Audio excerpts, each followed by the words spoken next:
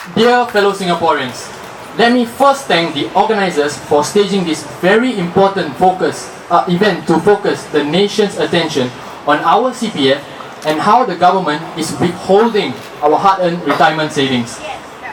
I am unable to join you at Hong Lim Park because I'm presently at Sydney University to do a fellowship for a few weeks.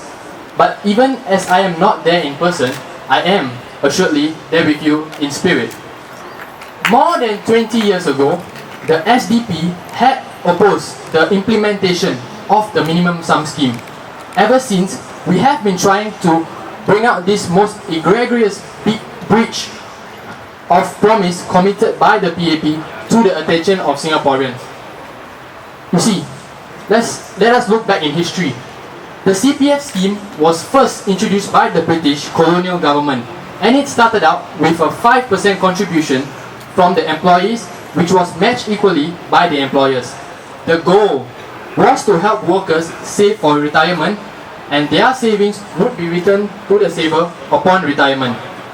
But when the PAP took over, the CPF became a lucrative source of funds for the government, and its original intent has been betrayed.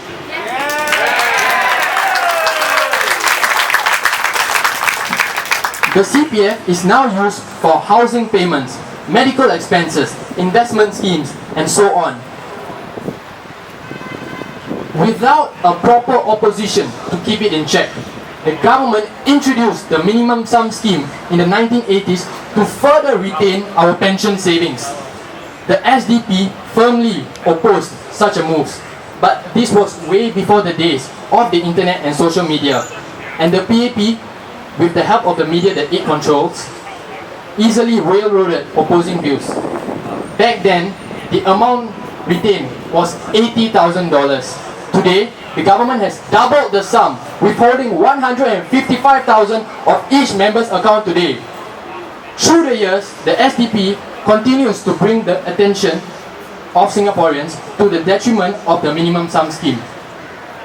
In 2008, when 4 of your fellow Singaporeans conducted a silent protest outside the CPF building, demanding for the abolition of the minimum sum and calling for the government to be transparent when it comes to our CPF money, they were met by the riot police. But circumstances have changed since then. Now, on this day of 7 June 2014, we are exercising our rights to assemble here at Hong Lim Park. But our message has not changed. We want the minimum sum scheme to be abolished, and we want our CPF savings returned.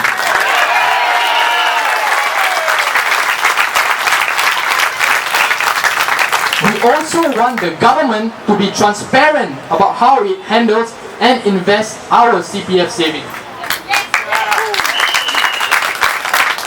In our alternative economic program that we published back before the last general elections in 2011, called It's About You, the SDP spelled out measures on how our funds and our reserves can be managed with a high level of transparency, where Singaporeans have a say in how they want our funds to be invested. We will further refine our ideas on this topic on our forthcoming economic policy paper. We will present our ideas to the Singaporeans during our next general elections. In the meantime, please keep up your good work and inform the people and to warn them of the dangers of the minimum sum policy. Have a courageous rally and let us work even harder to build a democratic society for our nation. A society where the people are in charge and the government is accountable to the people.